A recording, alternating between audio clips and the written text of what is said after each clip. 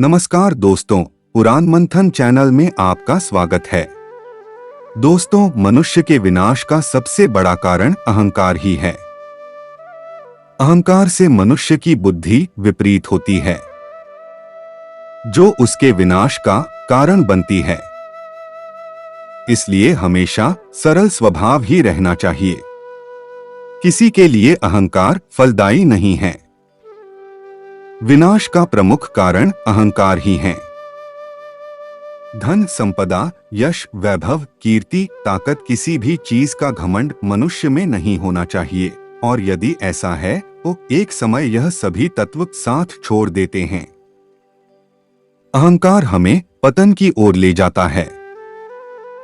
हमारे सनातन शास्त्रों में इसका स्पष्ट उल्लेख भी है। घमंड या अहंकार मनुष्य के जीवन की सबसे भयावह वृत्ति है। यह एक ऐसा दुर्गुण है जो जीवन की समस्त अच्छाइयों का नाश कर देता है। इंसान अगर घमंड करता है तो यह उसकी सबसे बड़ी असफलता है। घमंडी कभी न कभी मोह के बल गिरता है। घमंड की उम्र अल्प होती है। घमंड उसे सबके सामने शर्मिंदा करता है। कहा भी गया है, घमंडी का सिर नीचा, नारियल के पेड़ बड़े ही ऊंचे होते हैं और देखने में सुंदर। एक नदी के किनारे एक नारियल का पेड़ था, जिसे अपनी सुंदरता पर अत्यंत गर्व था। सबसे ऊंचाई पर बैठने का भी उसे बहुत मान था। घमंड में चूर नारियल हमेशा नदी के पत्थर को तुच्छ पड़ा हुआ कहकर उसका अपमान करता रहता। एक बार एक शिल्पकार उसके साथ एक पत्थर को ले जाकर उस पर हथौड़े के प्रहार से उसकी मूर्तियां बनाने लगा। यह देखकर नारियल उस पत्थर का उपहास उड़ाने लगा, तरह तरह के व्यंग कसने लगा। उस पत्थर से बनी प्रतिमा जब मंदिर में प्राण प्रतिष्ठित हुई, उस पर हजारों सिर झुकने लगे। प्रकारांत में वह नारियल भी उस मूर्ति पर चढ़ाया गया। फिर पत्थर नारियल से बोला, नारियल भाई, कष्ट सहकर मुझे जीवन मिला है, मैं धन्य हो गया। आज मैं ईश्वर के समतुल्य हो गया। जो अहंकार शून्य होकर अपने कर्म में निरत रहते हैं, वे ही आदर के पात्र बनते हैं। जो घमंड को अंगीकार करते हैं, वे जमीन पर गिरते हैं। अंत में नारियल को भी अपनी भूल का एहसास होता है। उसे लगता है कि पत्थर की मूर्ति, जो आज ईश्वर का साक्षात स्वरूप है, उसके चरणों में स्थान पाने के कारण मैं भी ईश्वर के समतुल्य हो गया। घमंड समर्थवान व्यक्ति को भी तोड़ देता है। इतिहास गवाह है, अहंकारी लोग कभी सफल नहीं हुए हैं। अहंकार में 3 गए धन, वैभव और वंश, ना मानो तो देख लो रावण, कौरव, कंस।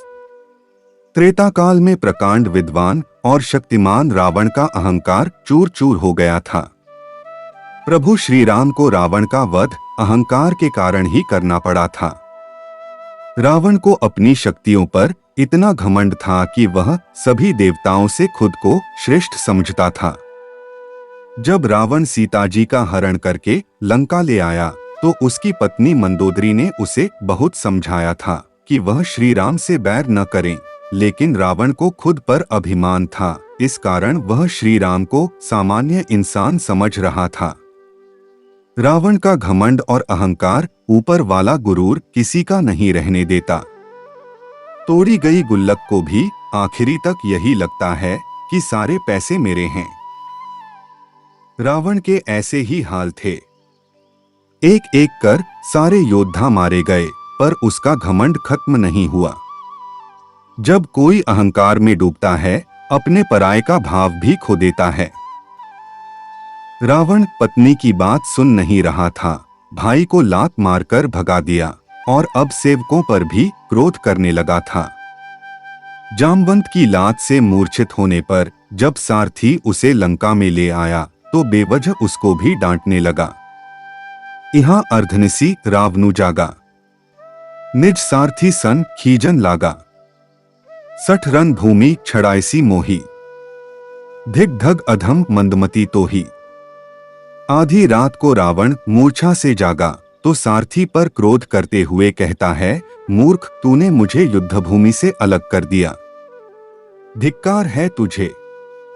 अब देखिए सारथी और क्या करता। जब उसे लगा कि मेरा राजा मूर्छित हो चुका है तो बचाकर उसे लंका में ले आया। काम तो उसने ठीक ही किया था, फिर भी अहंकार के कारण रावण उसे डांट रहा था। हम भी कई बार ऐसी ही गलती करते हैं। जब अहंकार माथे पर चढ़ता है तो अपने ही लोगों से उलझ जाते हैं, जबकि वे हमारे हित में ही कुछ कर रहे होते हैं। ध्यान रखिएगा, विपरीत परिस्थितियों में अपने ही लोग काम आते हैं। अहंकार के चलते उन पर अकारण क्रोध कभी न करें।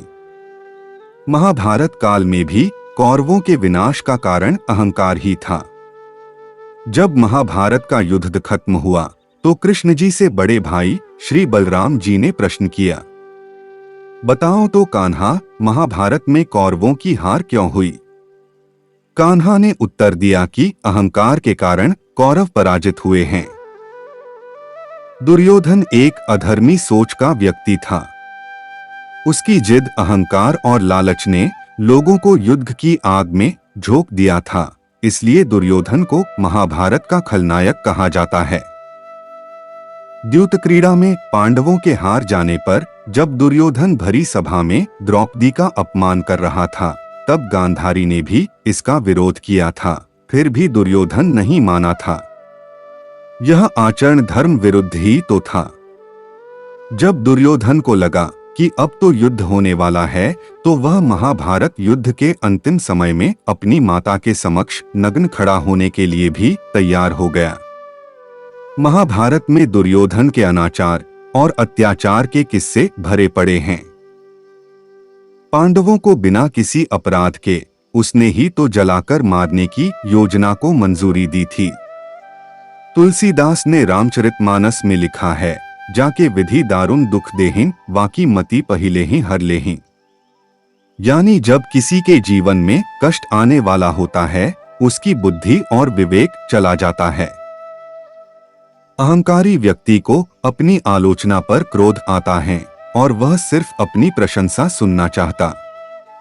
अहंकारी व्यक्ति खुद की बात को ही सत्य मानता है। वह दूसरों की सलाह नहीं मानना चाहता। देखो, दुर्योधन ने भी कृष्ण की सलाह नहीं मानी और उसकी क्या गति हुई। वैसे ही कंस को जब श्री कृष्ण जी के गोकुल में होने की सूचना मिली तो उसने उन्हें मारने के लिए कई प्रयास किए। कई असुरों को भेजा, लेकिन कृष्ण लीला के आगे उसकी एक भी नहीं चली। एक बार कंस ने कृष्ण जी को मारने के लिए अपने दरबार में आमंत्रित किया। यहीं पर कृष्ण जी ने मामा कंस का वध कर प्रजा को उसके अत्याचारों से मुक्त कराया था। नम्रता, विनम्रता और सहिष्णुता व्यक्ति को सदैव शिखर पर ले जाती है। सहृदयी व्यक्ति का आदर और सम्मान हर जगह है। पद, प्रतिष्ठा ईश्वर की विशेष कृपा पर प्राप्त होती हैं। इसका सुख भोगने वाले अक्सर अहंकार में आ जाते हैं। उन्हें लगता है कि अब उनके मुकाबले कोई नहीं है। यही अहंकार उन्हें एक दिन घुटन में डाल देता है। बच्चों को सिखाते हैं संस्कार, अहंकार इंसान को खत्म कर देता है।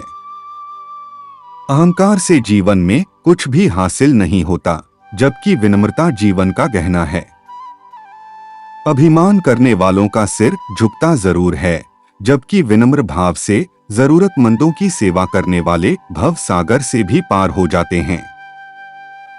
संसार में धर्म की स्थापना के लिए श्री राम ने राज सिंहासन को छोड़ दिया और वन में भटकते रहे, लेकिन कभी अपने सिद्धांतों से समझौता नहीं किया। भगवान राम के एक भी आदर्श को अपना लें तो जीवन को धन्य बनाया जा सकता है। मोमबत्ती और अगरबत्ती दो बहनें थीं। दोनों एक मंदिर में रहती थीं। बड़ी बहन मोमबत्ती हर बात में अपने को गुणवान और अपने फैलते प्रकाश के प्रभाव में सदा अपने को ज्ञानवान समझकर छोटी बहन को नीचा दिखाने का प्रयास करती थी। अगरबत्ती सदा मुस्कुराती रहती थी। उस दिन भी हमेशा की भांति पुजारी आया, दोनों को जलाया और किसी कार्यवश मंदिर से बाहर चला गया। तभी हवा का एक तेज झोंका आया और मोमबत्ती बुझ गई। यह देख अगरबत्ती ने नम्रता से अपना मुख खोला। बहन, हवा के एक हल्के झोंके ने तुम्हारे प्रकाश को समेट दिया, परंतु इस झोंके ने मेरी सुगंध को और ही चारों तरफ बिखेर दिया। यह सुनकर मोमबत्ती को अपने अहंकार पर शर्मिंदगी हुई। एक अहंकारी व्यक्ति की दुनिया उसी से शुरू होती है और उसी पर खत्म होती है, और वह समझता है कि दुनिया उसी के इर्द गिर्द घूमती है। अहंकार तभी उत्पन्न होता है जब मनुष्य यह भूल जाता है कि प्रशंसा उसकी नहीं बल्कि उसके गुणों की हो रही है।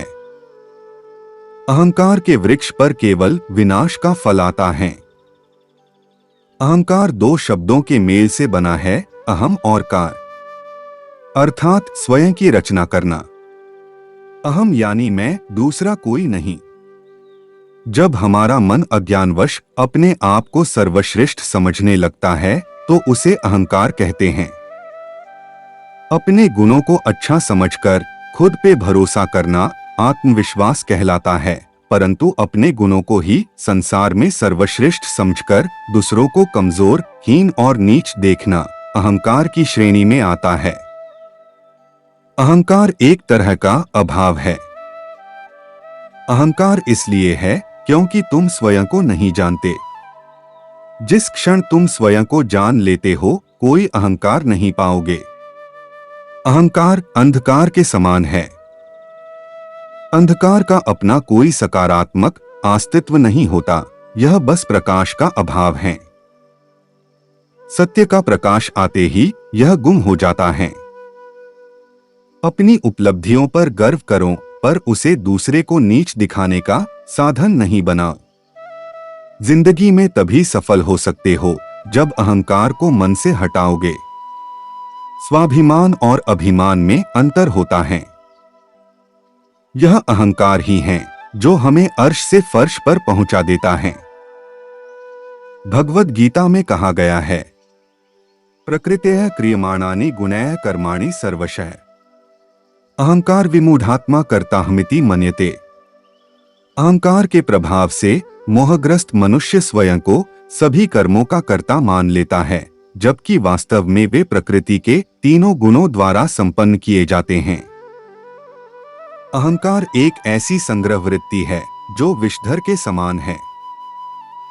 जो मनुष्य अहंकारी होता है वह संसार में अपने आप को अत्यंत महत्वपूर्ण समझता है। ऐसा प्राणी यदि थोड़ी सी भी सफलता प्राप्त कर लेता है तो स्वयं को सर्वश्रेष्ठ समझने लगता है। वही धन, संपत्ति, सौंदर्य, शारीरिक शक्ति, जाति, वंश, बुद्धि, कला, पद, प्रतिष्ठा, तपस्या, सिद्धि तथा उपलब्धियों के आधार पर अपने आप को दूसरे लोगों की तुलना में अधिक श्रेष्ठ समझता है।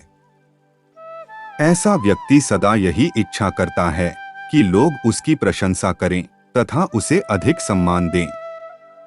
वह दूसरे लोगों पर अपना आधिपत्य जमाना चाहता है तथा उन्हें अपनी इच्छानुसार चलाना चाहता है। वह अपनी आलोचना सुनना पसंद नहीं करता। यदि कोई दूसरा व्यक्ति उसका विरोध करता है तो वह उससे प्रतिशोध लेने पर उतर आता है। अहंकार मनुष्य को पतन के मार्ग पर ले जाता है। मनुष्य की जो भी विशेषताएं प्राप्त हों, उनके आधार पर उसे स्वयं को सर्वश्रेष्ठ सिद्ध करने के बजाय उसका सदुपयोग स्वयं अपने विकास में तथा दूसरे लोगों के कल्याण के लिए करना चाहिए। ऐसे व्यक्ति को सदैव यह याद रखना चाहिए कि परमात्मा के सिवाय अन्य कुछ भी तो श्रेष्ठ नहीं है और नहीं स्थायी है। जिन विशेषताओं तथा उपलब्धियों पर आज वह गर्व कर रहा है, उन्हें नष्ट होने में क्षण मात्र भी नहीं लगेगा। ऐसा विचार मन में लाकर उसे विनम्र एवं शालीन बने रहना चाहिए। अपनी समस्त उपलब्धियों तथा सफलताओं को परमेश्वर की कृपा मानते हुए प्रभु के प्रति कृतज्ञता ज्ञापित करना चाहिए। अहंकार जहां मनुष्य के पतन तथा विनाश का कारण है, वहीं निरहंकारिता उसके सुख, संतोष, प्रगति, उन्नति तथा प्रसन्नता का मार्ग प्रशस्त करती है। अहंकार को समाप्त करने में प्रत्येक मनुष्य स्वाधीन तथा समर्थ है, क्योंकि वे सारी वस्तुएं उसकी चेतना में मौजूद हैं, जिनके उत्कर्ष से स्वार्थीपन, एकाधिकार की भावना नष्ट हो जाती है। पराधीनता तथा असमर्थता उसी के लिए हैं जो इन शक्तियों, सामर्थ्यों तथा योग्यताओं को अप्राप्त समझता हो, उन पर विश्वास न करता हो। जीवात्मा तत्व ज्ञान को समझे और पदार्थों से विमुख होने का प्रयास करे तो अहंकार अपने आप मिटने लगता है। पवित्र एवं निर्मल आत्मा में भी दैवी प्रकाश साफ झलकता है। वहां लोग मोह, मद के मनोविकार उदित नहीं होते, जिसके फलस्वरूप अहम वासना का अंत स्वतः ही हो जाता है। अहंकार तभी तक जीवित है जब तक सांसारिक वस्तुओं से आसक्ति है। ऐसा लगाव समाप्त होते ही अहंकार मिट जाता है। परमेश्वर अपनी शक्तियां दूसरों के हित में दान करता है, अतः उसी प्रकार जीवन को भी सेवा का पालन वैसे ही करना चाहिए। वही मनुष्य दूसरों की सेवा कर सकता है जो किसी का अनादर न करें, किसी को कष्ट न पहुंचाएं, किसी के प्रति बुरे विचार मन में न लाएं। लोकोपकार ही उसके लिए इस संसार में शेष रह जाता है और उसी को परमेश्वर की सच्ची प्रेरणा प्राप्त होती है।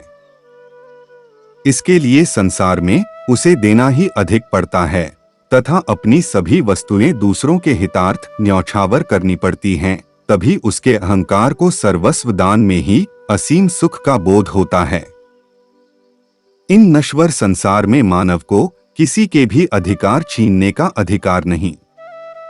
ऐसा मनुष्य जो केवल अपना ही हित चाहते हैं और समाज में दूसरों के हितों की रक्षा नहीं करना चाहते, उनकी आवश्यकता यहाँ न तो किसी व्यक्ति को होती है और न समाज को, किंतु जब से अपने सारे अधिकार समाज को सेवा के लिए सौंपकर अपने लिए केवल कर्तव्य, क्षमा और संतोष मांग लेते हैं, तो उनका जीवन स्वाधीनता तथा प्रेम से परिपूर्ण हो जाता है। इस प्रकार मनुष्य की व्यक्तिगत शांति तथा सुंदर समाज के निर्माण की दृष्टि से अहंकार का नाश आवश्यक है। मनुष्य का अहम तथा आत्मा का यथार्थ प्रकाश बनता है जब आत्मा उत्सर्ग कर देती है। दोस्तों, हमें आशा है कि आपको हमारा यह वीडियो हेल्पफुल लगा होगा। जानकारी अच्छी लगी हो तो इसे अपनों के साथ जरूर शेयर करें। इसके अलावा इस टॉपिक से जुड़ी अन्य और भी जानकारी के लिए चैनल को सब्सक्राइब करें। आपको हमारा ये वीडियो कैसा लगा कमेंट में जरूर बताएं। वीडियो को लाइक और शेयर करें। धन्यवाद।